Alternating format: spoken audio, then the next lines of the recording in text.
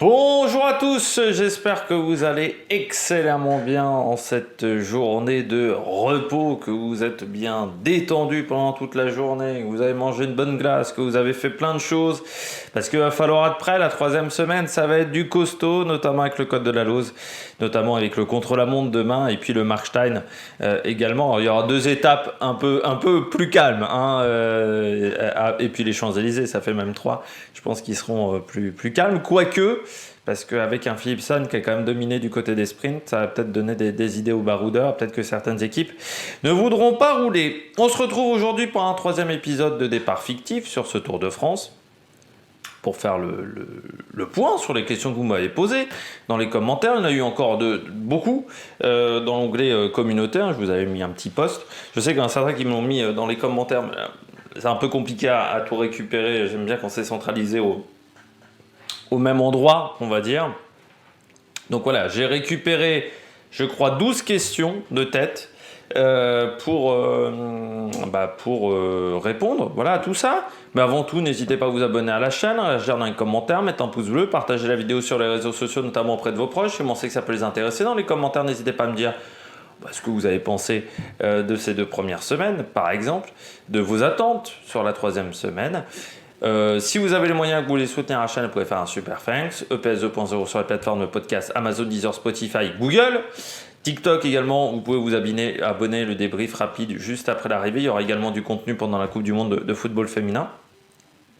Parce que Alors, il faut savoir que par rapport à la Coupe du Monde de football masculine, alors il y a moins de matchs, hein. Là c'est 3 matchs par jour et pas 4 comme pour les garçons, parce que pour les garçons tous les jours c'était 4, je peux vous dire qu'au bout de 2 semaines c'était un peu dur. Je faisais des journées 9h, 23h20 à peu près, donc c'était bien costaud. Mais par contre les matchs s'enchaînent, il n'y a pas de trou entre deux matchs. Alors la Coupe du Monde masculine j'avais 1 heure, alors, à peine il y avait 1 heure entre deux matchs. Là il n'y a pas d'1 heure entre deux matchs, c'est-à-dire que les matchs vraiment s'enchaînent. Donc je ferai une vidéo par jour lors des matchs de poule. Et puis par contre, à partir des huitièmes, on essaiera de faire un peu plus de vidéos, peut-être des vidéos match par match. Mais voilà, je serai obligé de faire des vidéos. En sachant que les matchs le matin, je vais regarder des résumés. Les matchs à 3h du mat, à 3-4h du matin, je regarderai un résumé. Je commencerai à regarder à partir de 7h, mais pas avant. Parce que, étant donné qu'il y a également du contenu à fournir sur le cyclisme également. Bon, on commence tout de suite. Première question que l'on m'a posée. Hop là. Black Maggot, hello, le Tour 2023 barre des records d'audience malgré des Français absents des premiers rôles. Quelle en est la raison selon toi? Le tracé, Netflix, duel au sommet. C'est vrai que les Français sont pas forcément en réussite. Alors déjà au niveau cyclisme, le Tour de France, en France, au niveau audience, là je vais parler des audiences françaises, je ne connais pas les audiences en Belgique ou dans d'autres territoires. Mais en France, le Tour de France, déjà, ça fait des bons scores naturellement. C'est-à-dire que les gens regardent le Tour de France sur France Télé, je parle, sur Eurosport, ils donnent leurs chiffres après Eurosport parce que c'est un peu plus compliqué au niveau de médiamétrie. Mais du côté de France Télévisions, c'est toujours un événement qui attire beaucoup plus, même ces dernières années, que Roland Garros. Roland Garros voit plutôt tendance ses audiences un peu s'éroder, alors que le Tour de France, ça marche toujours au niveau audience. Là, en plus, forcément, le duel attire. Quand il y a une opposition, ça attire. Quand il y a un mec qui domine, vous voyez qu'en troisième semaine, quand on sait que déjà qui va gagner le Tour de France, normalement en troisième semaine, ça tombe. Et quand il y a un vrai duel, il y a une vraie opposition, forcément on est au contact. Il y a eu des étapes aussi spectaculaires. Ce qu'on aime regarder quand on regarde du sport à la télévision, faut que c'est du divertissement, le sport à la télévision, en termes de catégorie, on va dire, de programme. Donc, quand il y a du spectacle, c'est divertissant, donc on regarde bien entendu beaucoup plus. Netflix a peut-être aidé parce que c'est vrai que je pense que pendant très longtemps, le cyclisme, alors déjà, il y a eu le côté dopage, mais aussi le cyclisme était considéré comme un sport ringard. Alors, moi, je me souviens quand je disais à mes potes que je regardais du cyclisme, c'était pas forcément cyclisme, sport mécanique, c'était pas forcément des sports très à la mode. D'ailleurs, je regarde que les sports auxquels Netflix s'intéresse. Et c'est vrai que c'était pas considéré comme hyper à la mode de regarder du cyclisme, c'était considéré comme le sport de grand-père, la sieste devant la télévision, avec les commentaires et les monuments de Jean-Paul Olivier. Aujourd'hui, c'est quand même, Netflix va peut-être réussir à rappeler que le cyclisme peut être bien. Et puis, on est quand même sur une génération, encore une fois, les Van Der Poel et autres, qui a rendu les courses beaucoup plus spectaculaires et qui attire. Ces mecs-là attirent les Pogacar, les Van Der Poel, les Van Aert, les Vingegaard même, dans un sens, ce qui est quand même plus spectaculaire que d'autres coureurs qu'on a connus sur qu'un Froome, plus spectaculaire qu'un Froome quand même, Vingegaard. Ces mecs-là attirent. Et même s'il y a peut-être un débat dopage, dont on va en parler un petit peu après, ça attire quand même, quoi, parce qu'il y a du spectacle, parce qu'il y a du suspense, parce qu'on est à une semaine de l'arrivée, on ne sait toujours pas qui va gagner le Tour de France, alors que moi j'ai connu parfois, après la première étape dans les Pyrénées, tu te disais... Bon, notamment à l'époque de Froome et de la Sky, il y a certaines années où tu disais va falloir maintenant regarder les classements annexes. Et je peux comprendre que pour le public le moins averti dans le cyclisme, le moins spécialiste de cyclisme, les classements annexes, il en a un peu rien à foutre. Lui, c'est le maillot jaune et les victoires d'étape. Le reste, il s'en tape. On a du spectacle et on a du spectacle tous les jours du côté de ce Tour de France. Et puis, l'avantage du Tour de France, c'est que c'est un côté feuilletonnant qu'on n'a pas dans d'autres disciplines. C'est-à-dire que c'est une histoire qu'on va suivre sur 3 semaines. Il y a d'autres sports où on n'a pas trop ce côté-là feuilletonnant, où tous les jours on a un nouvel épisode où il peut y avoir des rebondissements. Par exemple, le tennis, entre chaque match, tu as 2-3 jours de pause parfois, donc ça casse un peu le rythme. Et puis comme c'est une opposition 1 contre 1, c'est plus compliqué de créer des histoires avec le tennis. Avec le cyclisme, comme avec les sports mécaniques, parce qu'il y a ce côté championnat, c'est peut-être plus facile de raconter une histoire et donc de créer ce côté-là feuilletonnant. Et on sait que, on le voit aujourd'hui, c'est les séries attirent plus que les films parce qu'il y a ce côté feuilletonnant de suivre l'histoire au fur et à mesure. Et je pense que le cyclisme est intéressant également de ce côté-là. C'est un peu une série, le Tour, et on sait que maintenant c'est les séries qui attirent les gens. Et puis Netflix, oui, a peut-être donné envie à des gens de regarder ce que ça donnait. Et comme il y a du spectacle, les gens restent accrochés à ce Tour de France. Mais c'est sûr que c'est pas avec les performances. Et encore, j'ai envie de dire, même les performances des Français, on a quand même un Burgodeau qui a été présent, à la Tour aussi, la victoire de Victor Lafay. Alors même si au niveau du général c'est compliqué, il y a quand même des Français qui ont été présents dans d'autres secteurs. Voilà. Ce qui permet aussi de garder un petit peu la flamme, d'entretenir la flamme. Voilà pour Black Mago. Deuxième question de Deck Géo. Comment expliquer la surdomination des 3... Alors voilà, là on va rentrer dans cette fameuse... Il y en a beaucoup qui me l'ont posé cette question-là, sous d'autres termes. Des 3 équipes qui sont UAE, Ineos et Jumbo. On pourrait penser que dans la mesure où ce sont les 3 plus gros budgets, elles possèdent les meilleurs coureurs. Pourtant, lorsqu'on le voit, le niveau de performance des coureurs comme Adam Yates, Grossschartner, Christophe Laporte ou encore Wilco Kelderman, bien au-dessus de leur niveau respectif dans leurs équipes précédentes, on est en droit de se poser des questions. Ne serait-ce pas à l'heure actuelle les équipes qui possèdent le plus de moyens médicaux? Pour vous dire qu'on va me parler de dopage. Alors aujourd'hui, UAE, Ineos et Jumbo, en termes de budget, c'est colossal. C'est-à-dire que UAE, c'est 50 millions d'euros, quand Groupama FDJ, c'est 16 ou 17 millions d'euros, en comparo.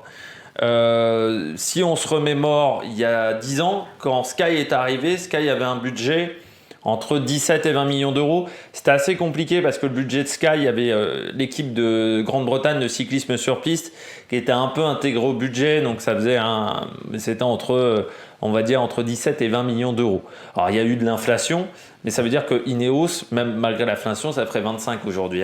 C'est-à-dire qu'aujourd'hui, une équipe comme Ineos, c'est 35-40 millions d'euros de budget, donc ce qui est colossal. Aujourd'hui, vous avez 4 gros dans le cyclisme, c'est UAE, Ineos, Jumbo et Bora en termes de budget. Parce que Bora, c'est aussi 35-40 millions d'euros. UAE et Jumbo, ce sont les 2 plus gros. UAE, c'est 50, Jumbo, c'est à peu près 45 millions. Ce sont des budgets qui sont énormes. Forcément, quand tu as plus d'argent, tu peux t'acheter les meilleurs coureurs actuellement. Parce que tu leur proposes des salaires de dingue. Il y a aussi des méthodes de préparation qui sont optimisées à 100%. Que ça soit la préparation des coureurs, c'est-à-dire que quand on regarde la nourriture est pesée au gramme près, la manière de se nourrir en course, c'est au millimètre. C'est-à-dire qu'il n'y a plus ce côté approximatif qu'on pouvait avoir il y a 10 ans. Il y a 10 ans, dans certaines équipes, la nourriture, c'était pas forcément hyper étudié. Maintenant, c'est vraiment primordial. C'est-à-dire, on a fait énormément de progrès dans la manière de manger. Regardez la gueule des assiettes de la Total Energy, c'est pas toujours hyper plaisant à bouffer, quoi. Mais on a fait beaucoup de progrès. Quoique la dernière fois, j'ai vu, c'est plus qu'à l'étape, il y avait un petit dessert là. Bon, ça devait être au lait d'avoine. Hein. Avoine avec des petites framboises dessus, ça avait l'air pas mal. Au niveau bouffe. Mais on a fait beaucoup de progrès aussi dans le matériel. Et ça, on oublie toujours d'en parler. On a l'impression que dans le cyclisme, les coureurs, ils sont sur un vélo, mais que tout le monde a le même vélo. Il y a d'énormes écarts en ce moment au niveau matériel parce qu'il y a d'énormes progrès. Je pense notamment à UAE. Ils ont, alors je ne sais plus c'est en quelle matière, parce que je ne suis pas un super spécialiste technique, même si maintenant je m'y intéresse beaucoup parce que ça fait partie prépondérante de la performance et on voit qu'il y a de grosses différences. Mais par exemple, UAE, ils ont des chaînes au niveau de leur vélo. Je ne sais plus elle est en quelle matière. La chaîne, la durée de vie de la chaîne, c'est 300 km. Les pneus, il faut les changer très régulièrement aussi. Avant, à part si vous creviez, parfois un boyau c'était réutilisé de 3 jours dans les équipes. Il y a 10 ans. Maintenant, non, c'est changé à chaque fois. Les freins, ils sont changés. Tout est changé sur un vélo. Il n'y a presque que le cadre qui est conservé le soir. UAE peut le faire parce qu'ils ont un budget de 50 millions d'euros et qu'en plus, par rapport aux équipes françaises, il faut aussi le dire, ils n'ont pas le souci des charges sociales. Parce que Groupama, il y a une part en charges sociales et en impôts qui est importante que n'a pas UAE. C'est un peu le désavantage de la France, on va dire, de ce côté-là, au niveau budget. Et ce qui fait d'énormes différences parce que Groupama, ils ne peuvent pas avoir des chaînes qui durent que 300 km. Ils ne peuvent pas se le permettre. Donc ça fait le matériel aujourd'hui, il y a des grosses différences parce qu'entre les équipes qui peuvent changer énormément de pièces à chaque course et qui peuvent produire une pièce qui va valoir 6 000 euros pour un gain de performance qui va être minime, UAE peut se le permettre, Groupama FDJ ne peut pas se le permettre. Ce qui au final crée des différences parce que le matériel, ça permet d'aller plus vite, mais ça permet également de consommer moins d'énergie. Plus votre matériel a un rendement important, moins il va consommer, moins vous allez consommer d'énergie, donc plus vous allez avoir des cartouches en voiture, en voilà, à dépenser à droite et à gauche. Donc il y a déjà ce paramètre-là, c'est parce que j'ai vu certains qui disent comme ils ont battu le record de temps de Pantani, forcément ils sont dopés. Non, c'est un peu trop facile de dire ça. Le record de temps de Pantani, il a été fait donc en 98 ou 2000, je ne sais plus c'était sur quelle montée. C'est-à-dire à une époque où les vélos, on avait quand même beaucoup de mal à ce qu'ils fassent 6 km 8. Pour qu'ils fassent 6 km 8, les vélos, il fallait faire vraiment des grosses concessions au niveau confort et au niveau rendement. C'est-à-dire on avait soit des pièces légères, mais on n'avait pas un très bon rendement. Et regardez la gueule des cadres de l'époque. Vous aviez des câbles qui passaient partout. Les câbles, ils passaient absolument pas dans les cadres, comme aujourd'hui. Donc ça n'a rien à voir. Je crois que c'est Matos Vélo qui a montré ça sur Twitter. C'est un mec sur Twitter qui a aussi un blog. Au niveau matériel vélo, c'est le spécialiste. Voilà. Donc il raconte un petit peu tout plein de choses. Et il montrait un mec qui a fait un test entre un vélo à la pointe de la technologie il y a 20 ans et un vélo d'aujourd'hui. Et pourtant, avec les pneus étaient les mêmes. Enfin voilà, ils ont vraiment fait un test dans des conditions similaires et tout ça. Le gain de performance, je crois que c'était entre 15 et 20%. Gain. Ce qui est énorme. Donc, oui, on bat les records de Pantani, mais Pantani, certes, il se dopait. Alors ça, il chargeait bien, Pantani. Mais le vélo, c'était de la merde. Parce qu'en plus, dans les années 90, le matériel, on ne s'y intéressait pas tant que ça. La nutrition, on ne s'y intéressait pas tant que ça non plus. Maintenant, ça a même impressionné dans la vidéo de Total Energy, je sais plus si c'est l'étape de Pau, les mecs étaient impressionnés de l'équipe de Pau, qui est sponsorisée également par Total Energy, par la préparation avant la course. Tout est optimisé. La selle est optimisée. Il y a une inclinaison de selle parfaite. Enfin, tout est incliné. Donc, le gain de performance, il se fait là. Après, est-ce qu'aujourd'hui, il y a plus de moyens médicaux? Oui. Même sans parler de dopage, hein, il y a plus de moyens médicaux, c'est-à-dire que on sait comment il faut doser telle ou telle substance qui sont aujourd'hui autorisées, ce qu'on n'arrive peut-être pas à faire dans d'autres équipes parce qu'on n'a pas les moyens de faire des tests non plus. On n'a pas le moyen de faire des tests en laboratoire. Les moyens, ces équipes-là, elles les ont. Après, est-ce que je dis qu'il n'y a pas de dopage? Non. Mais, enfin, est-ce que je ne peux pas émettre des doutes? Je pense qu'il y a du dopage parce que, je l'avais dit l'année dernière, il y aura toujours des mecs qui voudront tricher. Il y aura toujours des mecs qui tricheront au bac, comme il y aura toujours des mecs qui voudront tricher dans le sport. Moi, je fais plutôt partie des gens qui pensent que maintenant, le problème pour les mecs qui veulent se doper, c'est qu'autant dans les années 90, un âne pouvait devenir un cheval de course, autant aujourd'hui, c'est des gains, mais qui sont, je pense, beaucoup plus minimes. C'est-à-dire qu'aujourd'hui, imaginons que Pogačar ou Vingegaard soient dopés, ces mecs-là, de base, ils sont déjà très bons. Voilà, il ne faut pas croire que ces mecs-là, ce sont des pinces. Parce qu'on a quand même des contrôles. Alors, je trouve quand même qu'au niveau contrôle, on a un peu baissé en termes de nombre de contrôles antidopage parce que les agences antidopage ont moins de moyens. Il faut le dire aussi. Mais je pense qu'aujourd'hui, il y a quand même des progrès qui ont été effectués. Regarde rien qu'à Miguel Ángel López.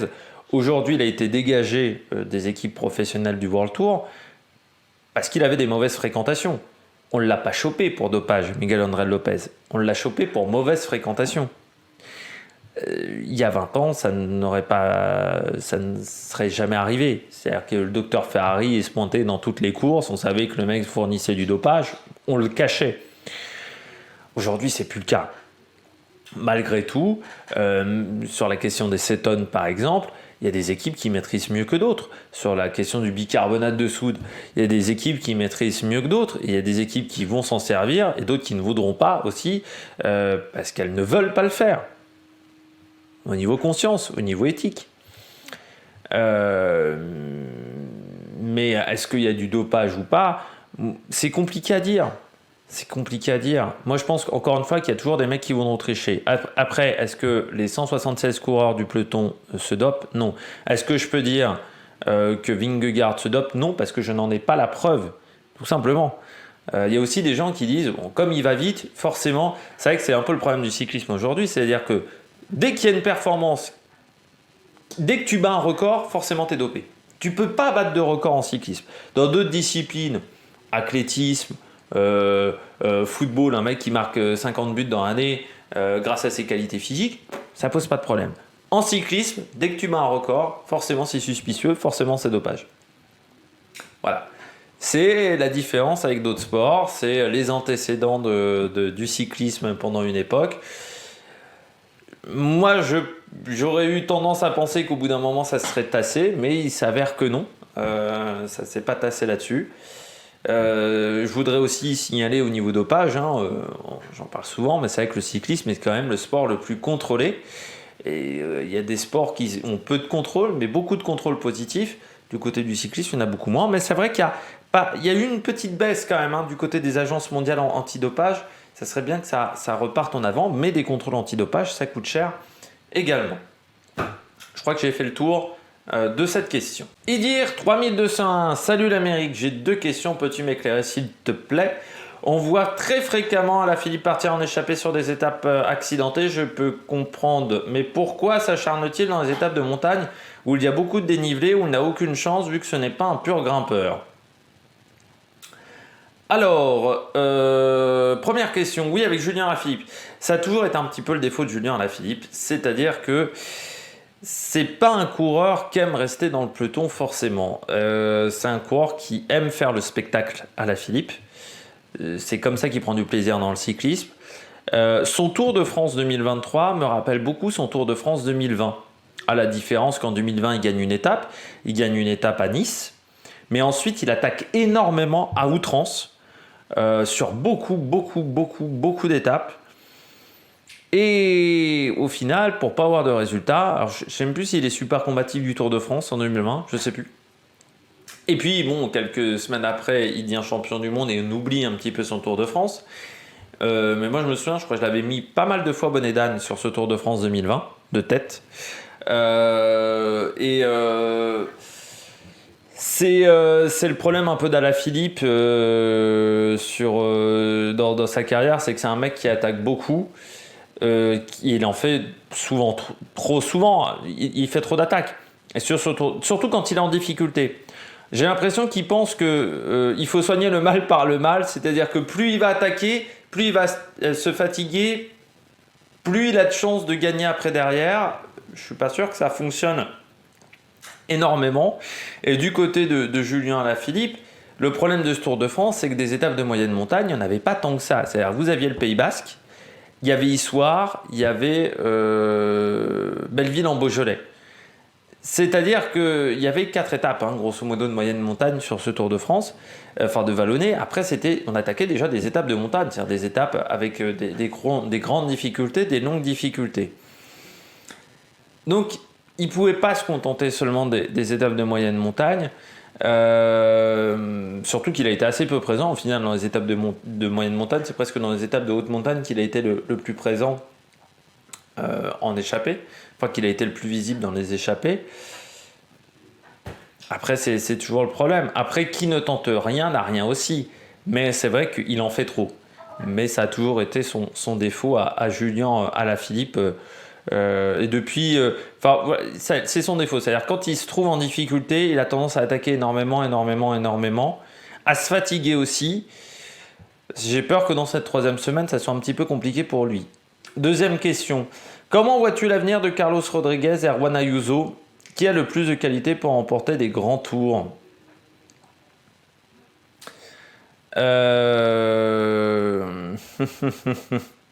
Ces deux coureurs qui ont des qualités différentes. Juan Ayuso, c'est Contador. Voilà. À chaque fois je le dis, il me fait penser à Contador dans ses premières années. Contador, avant qu'il soit pris par la patrouille. Juan Ayuso, c'est vraiment le puncher grimpeur. C'est-à-dire, c'est le mec qui change de rythme de manière ultra brutale. Un peu comme Pogačar, mais même Pogačar ne le fait pas de manière aussi brutale que Ayuso. Et ensuite, il reprend un rythme de croisière, mais il explose ses adversaires sur l'attaque. C'est un mec qui, quand il attaque, Ayuso, il est très dur à suivre, quand même. Même Pogačar aurait peut-être du mal à le suivre. Et Juan Ayuso, je pense que c'est celui qui a le plus de talent naturel. Je veux dire ça comme ça. C'est-à-dire qu'il a un talent brut, Juan Ayuso. C'est un mec qui est très bon sur le chrono sans forcément énormément le travailler. C'est un mec qui est très bon qui a des bonnes qualités de récupération et il a des capacités pour attaquer qui sont énormes. Il fait un peu penser à Pogačar parce qu'il a un talent naturel. Par contre, Juan Ayuso, je me pose la question de si il se retrouve en difficulté, est-ce qu'il arrivera à rebondir? Pas si sûr que ça. Carlos Rodriguez, à l'inverse, c'est pas forcément un grand talent naturel. Par contre, je pense que Carlos Rodriguez, c'est un énorme bosseur. C'est un besogneux. Et c'est un mec qui est dans la tête et hyper solide. Il a un mental, Rodriguez. Regardez sa fin de Vuelta l'année dernière. Il se prend une gamelle, mais énorme, Rodriguez. Mais vraiment. Je me souviens le jour où il se prend la gamelle, moi je me dis, il va avoir du mal à rester dans le top 10. Pourtant, à ce moment-là, il est 4e. Déjà, il arrive à garder sa 4e place ce soir même, de tête. Et il reste quand même 7e de la course, alors qu'il est pété de partout. Sur cette, je ne sais même plus s'il n'a pas une fracture ce jour-là. Je ne sais pas s'il n'a pas un trait de fracture, un truc comme ça pour finir la course. Donc Juan Ayuso, c'est un talent. Après, il y a aussi une différence d'équipe. Juan Ayuso, aujourd'hui, il est dans la meilleure structure au monde. Le problème de Juan Ayuso, c'est que s'il a un résultat qui est un peu en dessous, tu as forcément des mecs qui vont lui passer devant. Parce que la hiérarchie chez UAE, il faut pas se rater, quoi. Parce que vu le nombre de talents que tu as derrière toi, tu es toujours obligé d'être au top. Carlos Rodriguez, il a un peu cet avantage-là qu'en ce moment chez Ineos Grenadiers, on est un petit peu dans le creux de la vague, pour pas se mentir. Encore plus s'il rejoint Movistar l'année prochaine, puisque l'adversaire, ça sera Enric Mas. Donc autant dire qu'ils vont quand même bien se dispatcher les courses tout au long de la saison entre les deux. Et Carlos Rodriguez, pour moi, c'est un énorme travailleur. Il n'a pas forcément de super points forts, mais il est mauvais dans rien. Il a dans aucun domaine, il est mauvais. Voilà. Donc, c'est deux coureurs au profil différents. Aujourd'hui, je mettrais Juan Ayuso pour gagner un grand tour. Dans 2-3 ans, je pense que Rodriguez, même peut-être pas dans 2-3 ans, peut-être dès l'année prochaine, parce que là, il a pris conscience aussi mentalement qu'il pouvait faire des bonnes choses sur ce Tour de France également. Dès l'année prochaine, ça sera costaud. Mais c'est deux profils différents. Voilà. Du côté de cette question, on poursuit. Egan Bernal peut-il revenir à son meilleur niveau ? Oui, il peut revenir à son meilleur niveau, Egan Bernal. En fait, le vrai test, ça va être l'année prochaine pour Egan Bernal. Cette année, qu'ils sont en difficulté, il n'a pas de repère, Egan Bernal. C'est un peu comme Julien Lafilippe, j'ai envie de vous dire. Mais il n'a pas de repère parce qu'il a fait quasiment une année blanche en 2022. Donc, il est dans la même situation que Thibaut Pinot, c'est-à-dire qu'il peut faire des coups d'éclat, et on l'a vu. Alors, c'est des coups d'éclat qui n'ont pas été énormément visibles, mais il fait 4e sur l'étape du Tour de San Juan qui arrive au sommet. Il ne fait pas un mauvais Tour de Suisse non plus, Egan Bernal.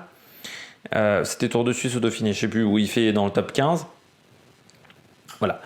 Par contre, il lui manque du foncier, il lui manque des repères au niveau physique. Et musculairement, il est un peu perdu quand même, Egan Bernal, je pense. Donc, il doit refaire une vraie préparation cet hiver. Cet hiver, s'il ne se blesse pas d'ici là, qu'il peut faire une vraie préparation, c'est là où il sera attendu, c'est l'année prochaine pour moi. Si l'année prochaine, il ne retrouve pas son niveau, pour moi, ça sera compliqué. Cette année, il y a l'excuse de « j'ai fait une année blanche », j'ai eu une intersaison qui était encore pas facile parce qu'en plus j'avais des petites douleurs au genou au moment du Tour de San Juan, donc ça n'a pas été forcément évident. L'année prochaine, si son intersaison se passe correctement, il n'y aura plus d'excuses, il faudra qu'il ait des résultats. Sinon, même chez Ineos, on va commencer à s'impatienter, mais sinon ça sera compliqué. Après, son avantage pour lui, c'est qu'il a le temps parce qu'il a un contrat longue durée. Par contre, Ineos, ils vont peut-être regretter de lui avoir donné un contrat jusqu'en 2026 ou 2027 à Egan Bernal, parce qu'il a un contrat très longue durée.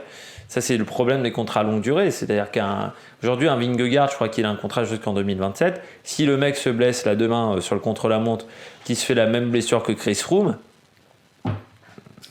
pendant 3 ans, 4 ans, il est inutilisable, tu le payes pour rien, quoi. Donc c'est toujours le souci des contrats longue durée. J'ai un peu du mal avec ces contrats longue durée. Joujouf, nouvelle question. Penses-tu que... Alors je les ai pas mis dans l'ordre les questions, je les ai pas vraiment organisées.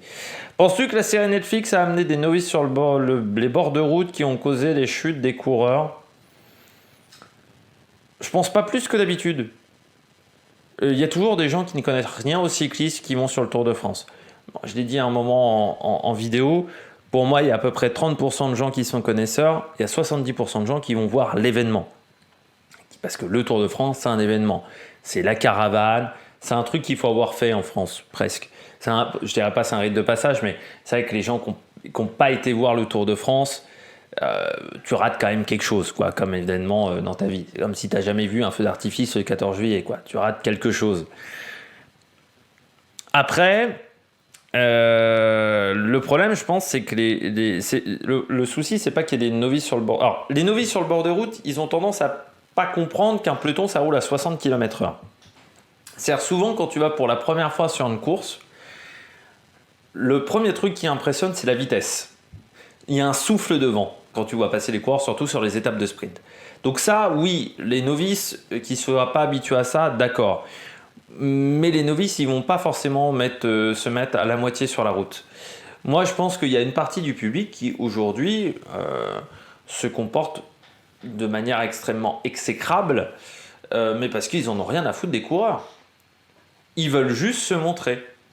Ou ils veulent juste dire « Tac, j'ai fait mon selfie, t'as vu, j'étais sur le Tour de France. » Mais comme on voit d'autres selfies, c'est que quand vous regardez sur les monuments ou à la plage, qu'il y a des gens qui se prennent... Le selfie, c'est le truc qui m'énerve le plus. Hein. Je veux dire, s'il y a un truc qui m'énerve, on va dire dans le monde moderne, les selfies. Je ne supporte pas les selfies. Mais tu sais que les mecs qui prennent des selfies à côté des stars, c'est pas forcément au souvenir, les 3 quarts du temps, c'est pour dire « T'as vu, j'étais à côté de Bruce Willis. » C'est ça le selfie. C'est que... non, je vais raconter un petit peu mes cours d'infocom à une époque. La photographie, le mec qui a inventé la photographie, quand il en parle, dans les années 1850, la photographie, c'est la grande phrase, c'est une fenêtre sur le monde. Et moi je dis toujours, la photographie, c'est pas une fenêtre sur ta gueule. C'est-à-dire que le principe de départ de la photographie, c'est de prendre en photo les autres. C'est de prendre en photo des paysages, de faire des portraits d'autres personnes. C'était pas de se prendre en photo soi. C'était pas l'objectif. Maintenant, la photographie, c'est devenu montrer sa gueule à tout le monde. C'est ça maintenant le principe des photos. Donc les mecs qui tournent le dos devant le Tour de France, mais c'est les mêmes mecs qui vont aller au Mont-Saint-Michel juste pour prendre la photo devant le Mont-Saint-Michel, ou qui vont faire ça devant la Tour Eiffel, qui vont juste se prendre en photo avec la Tour Eiffel ou avec la butte Montmartre, ce sont les mêmes. Ceux-là, pour moi, même s'ils étaient fans de cyclisme ou ils étaient novices, de toute façon, leur objectif, c'est de prendre des photos.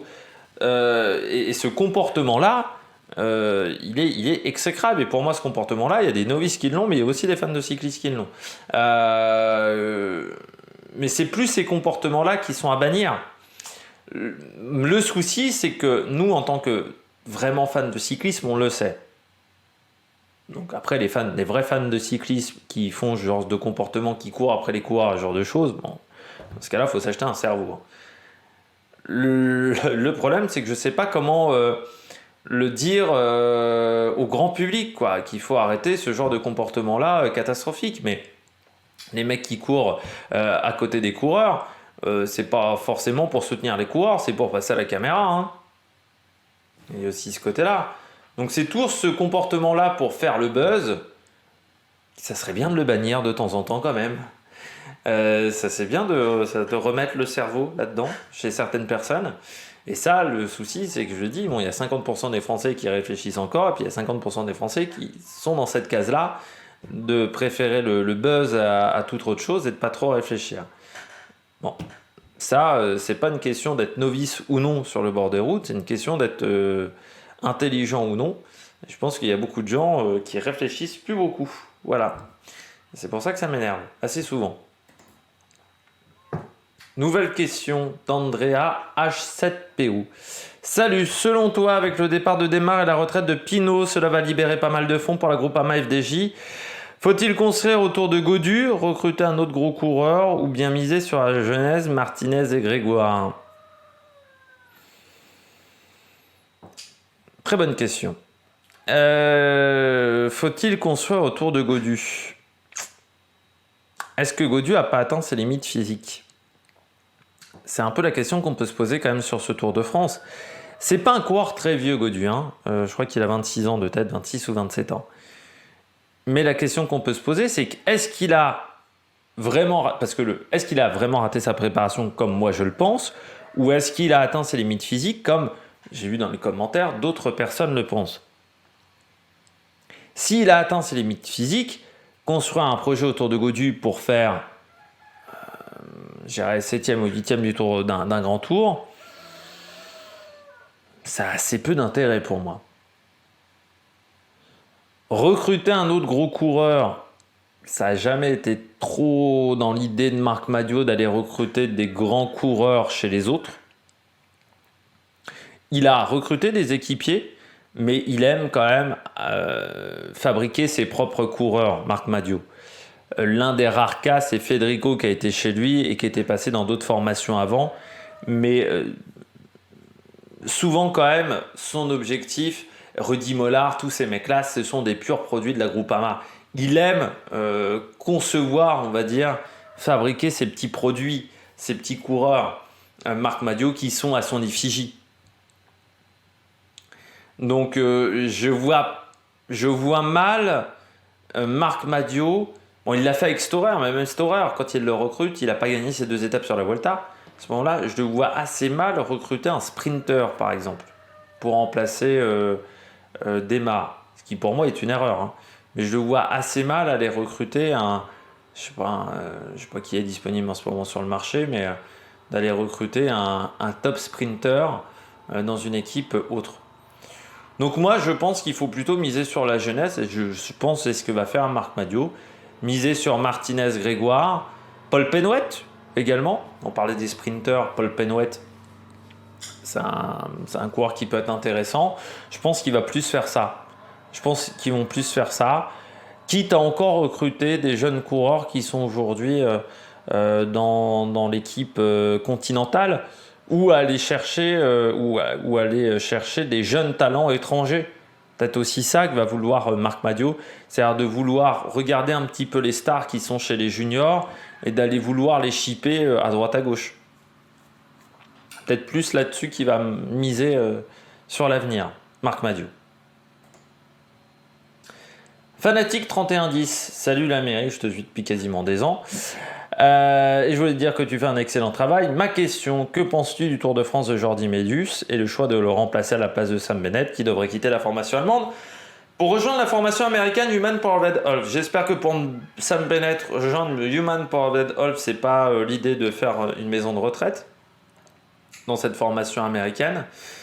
Après, pour eux, ça peut être intéressant d'avoir un coureur qui a de l'expérience en World Tour et sur les grosses courses pour améliorer leur travail et leur approche de ces épreuves européennes.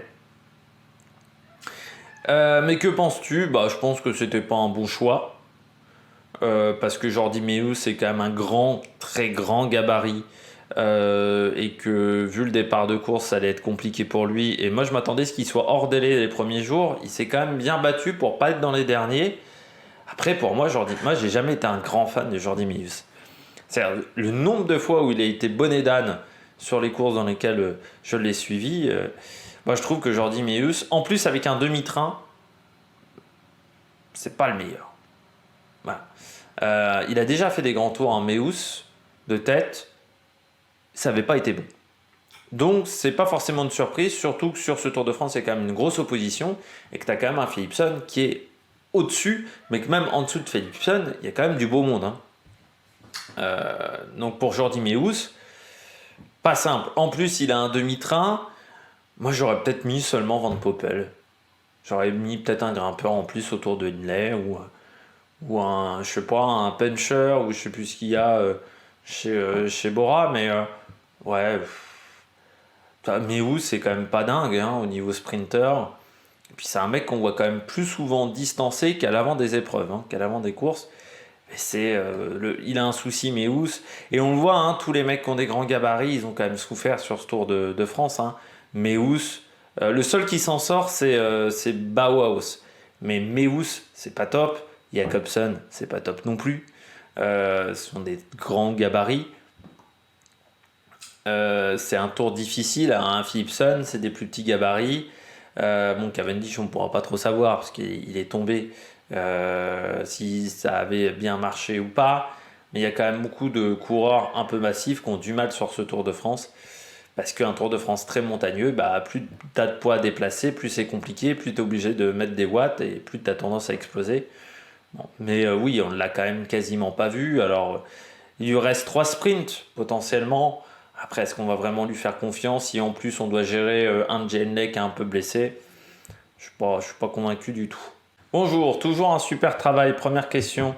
Pour toi, quelle place mettrais-tu le duel Vingegaard-Pogačar dans l'histoire du cyclisme? Est-il comparable à celui Contador-Schleck? Alors, il est comparable, même si Contador-Schleck, il pouvait quand même, me semble-t-il, vraiment pas se piffrer. C'est-à-dire que Vingegaard-Pogačar, même s'ils sont quand même moins... tu sens qu'entre les deux, c'est moins chaleureux que l'année dernière. Ça, c'est clair et net. Contador Schleck, moi j'ai toujours le sentiment que les deux, ils ne pouvaient pas vraiment se piffrer. Hein. De toute façon, Contador, il a été chez Saxo Bank qu'une fois, quand on dit Schleck, c'est barré. Je pense qu'il n'y a jamais eu un relationnel exceptionnel entre les deux, je pense. Après, oui, il y a des similitudes. La séquence où ils sont complètement arrêtés, Vingegaard et Pogačar, en haut du col du Jouplan, ça m'a fait penser à X3 Domaine. Quand vous avez Christophe Riblon qui gagne et que derrière, ils sont à deux doigts de se faire lâcher par le peloton parce qu'ils se toisent, Contador et Schleck. Parce qu'il y a aussi un duel un peu de style. Pogačar me fait penser à Contador et Schleck à Vingegaard, même si à la différence de Schleck, Vingegaard est quand même bien meilleur sur le contre-la-montre. Parce que Vingegaard, il est plutôt bon sur les filières longues, alors que Pogačar est plutôt bon sur les filières courtes. Et comme c'était le cas entre Contador et Schleck, Schleck était plutôt bon sur les filières longues, alors que Contador était plutôt bon sur les filières courtes. Donc oui, je pense qu'il y a des similitudes. Après, à quelle place le mettre? Il y a eu également d'autres duels qui ont été intéressants dans l'histoire du cyclisme. Des gros duels au niveau de la montagne. Anquetil-Poulidor, c'était quand même pas mal. Hinault avec Hinault, Fignon, Hinault et la nouvelle génération, Giro c'était pas mal aussi. Et même si on parle de Giro, Hinault-Moser, une belle opposition quand même entre les deux. Il y avait une belle lutte. Mais sur une question Tour de France, oui, c'est je pense dans le top 5. Les gros duels. Voilà, du Tour de France. Voilà, c'est vraiment une opposition. C'est peut-être même sur le podium parce qu'il y a une vraie opposition de style entre les deux. C'est ça qui est intéressant, c'est qu'il y a une opposition de style. C'est pas du tout. Il y en a un qui a un caractère qui est beaucoup plus renfermé, qui est Vingegaard, alors que Pogačar est beaucoup plus ouvert. Mais oui, c'est plus dans ce niveau-là. Deuxième question, est-ce que ce tour est-il parti pour devenir l'un des plus grands de tous les temps? C'est toujours difficile à dire parce que moi j'ai pas connu les Tours de France dans les années 1900, 1920, 1930. C'est que voilà, même jusque dans les années 60, 70. Moi j'ai vu quelques extraits. Je suis pas un grand connaisseur. 89 est quand même bien, par exemple. Est-ce que c'est du niveau de 1989? Il faut attendre le Markstein pour le savoir. Si ça se joue à 10 secondes en haut du Markstein, oui, on dira c'est l'un des plus grands. C'est avec 89, les mains de Fignon, cette séquence où tu vois, c'est Patrick Chen, à l'époque, je crois, qui commente et qui dit 8, 9, 7, 6, 5, 4, 3, 2, 1. Et que tu vois Fignon qui arrive comme ça et il dit Laurent Fignon a perdu le Tour de France. Ça reste quand même marquant. Je l'ai revu pendant le confinement quand la chaîne Équipe le diffusait, avec Jean-Paul Olivier qui à l'arrivée, il fait Patrick, qui essaye d'interviewer Fignon qui est complètement cuit, aucun respect de la part de Jean-Paul Olivier, ça reste marquant. Moi, il y avait 2007 quand même, alors tu as le coup Rasmussen, mais bon, il était dopé. Mais tu avais quand même un gros duel entre Rasmussen et Contador à l'époque, et je me souviens qu'il y avait eu un gros match pour le podium sur le Tour de France 2007, et notamment je me souviens d'un magnifique écran splitté pendant le dernier contre-la-montre. 2008 c'est pas mal parce que 2008 il y a quand même Carlos Sastre qui est même pas leader techniquement à la CSC à l'époque. Le leader cette année-là c'est soit Frank Schleck soit Andy Schleck. Sastre c'est le numéro 3 quoi. C'est vraiment si les deux se plantent c'est lui qui arrive, et Sastre va se profiter du fait est que les autres équipes sont en marquage avec Andy Schleck et Frank Schleck pour en profiter sur une étape dans les Pyrénées. Il va prendre 2 minutes ce jour-là, 2 minutes 30, qui va garder jusqu'au bout, alors que je me souviens du dernier contre-la-montre à Saint-Amand-Montrond, où on se dit, le matin de ce contre-la-montre-là, Cadel Evans il va gagner. Cadel Evans il va reprendre, je sais plus, il a genre 1,30 de retard sur Sastre. Ouais, sur 50 km de chrono, Cadel Evans est au-dessus de Carlos Sastre. Et puis au fur et à mesure du chrono, tu vois que non, pas du tout, que Sastre, il résiste super bien. C'est peut-être le plus beau contre-la-montre qu'il ait fait de sa carrière, Carlos Sastre. Et derrière, avec un Cadel Evans qui tente, mais qui s'en sort jamais. Et c'est un tour qui est intéressant en 2008. C'est pas encore le tour du renouveau, mais c'est un tour qui est intéressant. Donc moi je dirais, ouais, ces années-là. Après, c'est sûr que les années Froome, il n'y a pas eu un grand spectacle. Même l'année de Nibali, bon, y a les Français, mais l'un des plus grands de tous les temps, je dirais, enfin, sur le rebondissement peut-être, mais pas là-dessus. Mais je dirais que 2008, moi, sur les tours que j'ai vus, 2008, j'avais pris beaucoup de plaisir à le regarder. J'ai encore des bons souvenirs, notamment victoire de Chavanel, mais du Tour de France 2008. On continue. Nouvelle question. Question 9.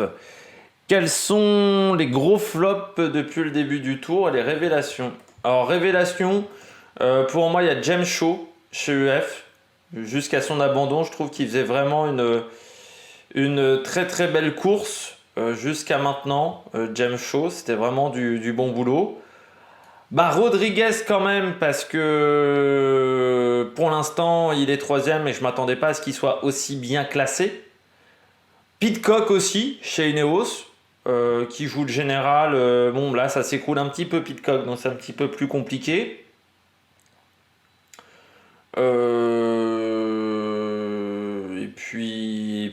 puis, je remonte un peu, hein, mais chez Israël, il n'y a pas eu de grosses surprises. DSM non plus. Jorgensen un petit peu décevant, pour ma part.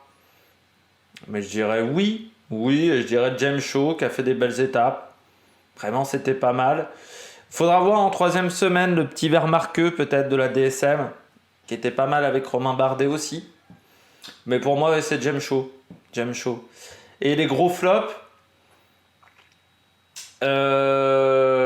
gros flop, du côté du sprint Caleb Ewan, bon, mais c'est en plus vu le comportement qu'il a eu, c'était vraiment pas top. Lutsenko, on pourrait dire, peut-être le plus gros flop. Incapable de tenir dans les échappées, comme Julien Lafilippe aussi, un gros flop, hein, on pourrait mettre, parce que incapable de tenir dans les étapes de montagne et les roues, pas plus en capacité de tenir les roues dans les étapes de moyenne montagne.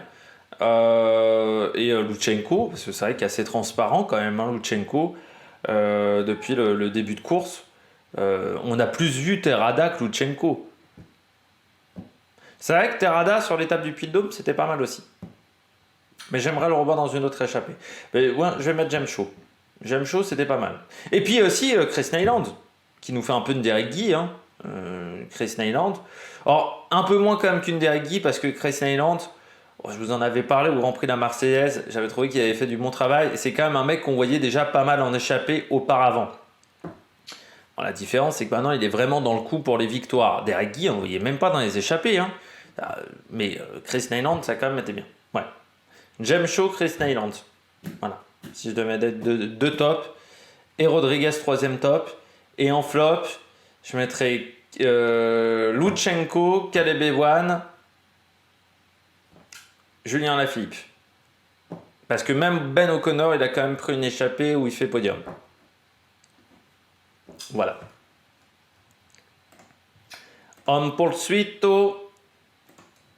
Penses-tu que les coureurs français sont mal préparés pour le tour au vu de leur performance en montagne?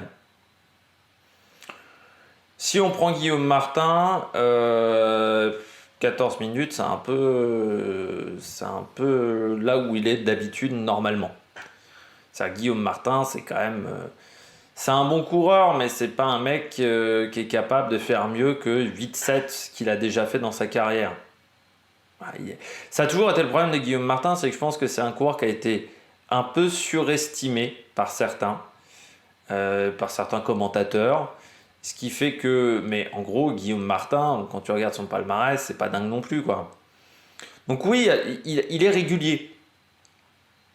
Voilà, il arrive à s'en sortir avec son niveau.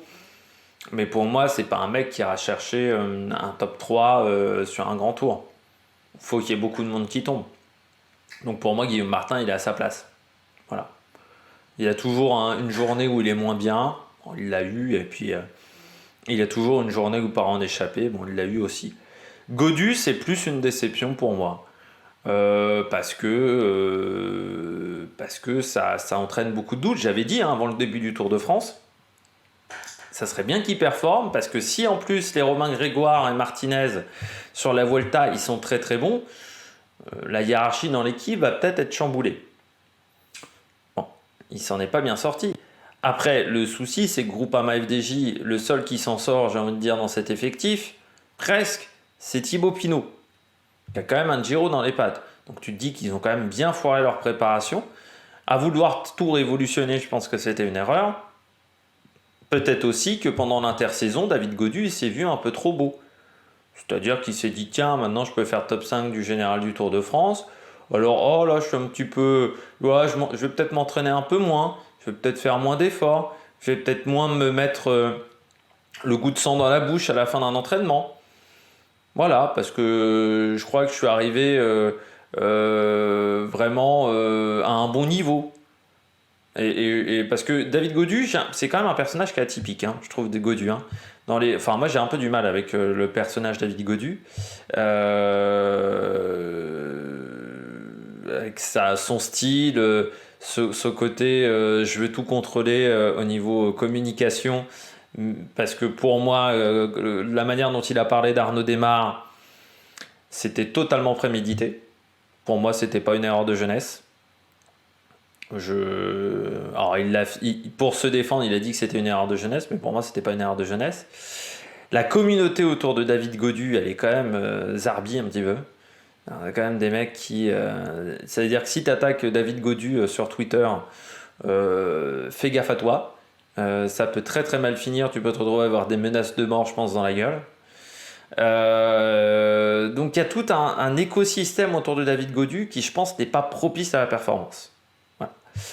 Et puis après, j'ai l'impression qu'il s'est peut-être vu un peu trop beau, quoi. Par rapport à un Pogačar qui, pendant tout l'hiver, a bossé comme un taré, parce que deuxième du Tour, pour lui, c'était un échec. Hein.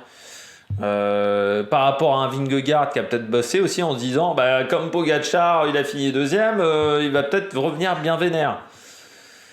Et puis, il a sous-estimé peut-être les Rodriguez et autres qui sont en constante progression. Peut-être que lui aussi, c'est un moment dans sa carrière où il plafonne un peu plus. Bon. Dans le cas de Julien Lafilippe, je ne m'attendais pas à grand chose vu sa saison, donc je ne suis pas vraiment déçu. Du côté de la SG2R, c'est vrai qu'on les a peu vus hein, quand même. Enfin, on a vu beaucoup Clément Berthet, mais je m'attendais un peu mieux de Nancy Peters, surtout après les championnats de France. Je me disais, on va peut-être le voir. Alors, je pense qu'il fait un gros travail d'équipier en ce moment pour Félix Gall, mais bon, quand même. Et puis chez Cofidis, je pense qu'ils ont réussi leur Tour de France, mais oui, d'un point de vue Guillaume Martin, pour moi il a sa place. Et puis Romain Bardet, bon oui, il a toujours été à contre-temps pendant toute la saison. Puis Romain Bardet, 31-32 ans, alors il n'est pas finito, mais chez certains coureurs, c'est quand même un mec qui a plus de 10 ans de carrière dans les pattes. Des fois il y a une petite baisse de niveau qui arrive.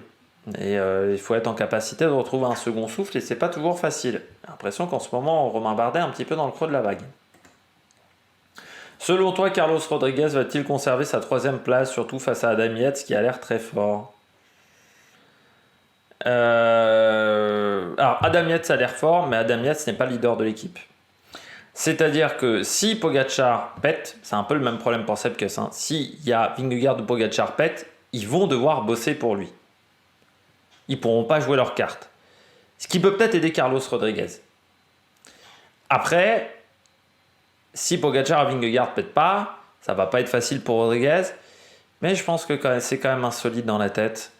Et puis, si les deux se marquent entre Pogačar et Vingegaard dans le Markstein, il peut peut-être en profiter, hein, Rodriguez, pour reprendre une 30 sur Yates qui sera obligé de rester à côté de Pogačar. Et sur un Kuss qui sera obligé de rester à côté de Vingegaard. Il faut qu'il profite de ce côté équipier de Adam Yates pour le battre. Mais je pense que non, pour moi, il peut garder la 3e place, Rodriguez. Il a une belle tête de 3e, je trouve. Et dernière question, un petit prono sur le temps du meilleur chrono de mardi. Et pour toi, qui est le grand favori entre Vingegaard et Pogačar? Petit prono sur le temps du meilleur chrono de mardi. Le chrono fait 22 km. Il est en montée. Mais c'est pas non plus de la montée très dure. Allez, je vais tenter un 37 minutes 30. 37-30. Ça fait le dernier coureur part à 17h. Ça fait arriver à 17h37. Ouais, 37 minutes 30. Je vais tenter ça. Il y a 22 km. Donc 22 km, normalement, sur du plat, ça ferait 26 minutes. La montée de Domancier, ça doit être 8 minutes, un truc comme ça. Donc ouais, je vais dire 37 minutes 30. Je sais pas quelle vitesse ça fait du tout, 37 minutes 30 sur 22 km 400, mais ouais, je vais dire ça. Et pour Vingegaard Pogačar,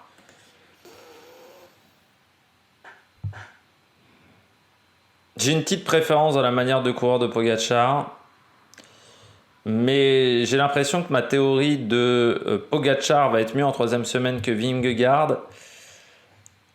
Elle fonctionne peut-être pas aussi bien que prévu, donc je vais mettre Vingegaard.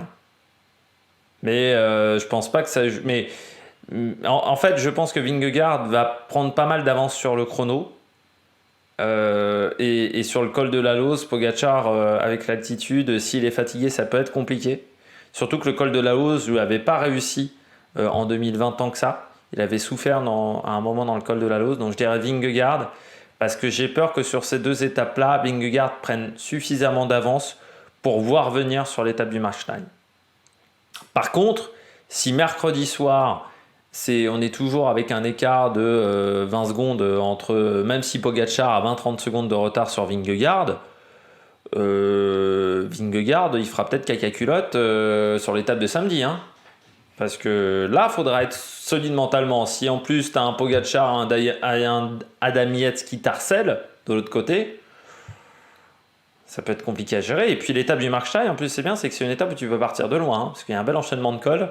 Donc ça peut être très très intéressant. Alors c'est un parcours qui est un peu différent de Van Vleuten l'année dernière, chez les femmes, mais ça avait décalqué la course de très loin, donc ça peut peut-être le faire. Parce qu'on inverse en fait. On avait fait Platzer-Vassel et on avait fini par le Grand Ballon, je crois. Et là, on finit par le Platzer-Vassel, pardon. Et ce col-là, il est quand même sacrément costaud. Eh bien, j'espère que vous avez aimé cette vidéo. Si vous avez aimé cette vidéo, n'hésitez pas à vous abonner à la chaîne, à réagir dans les commentaires, à mettre un pouce bleu.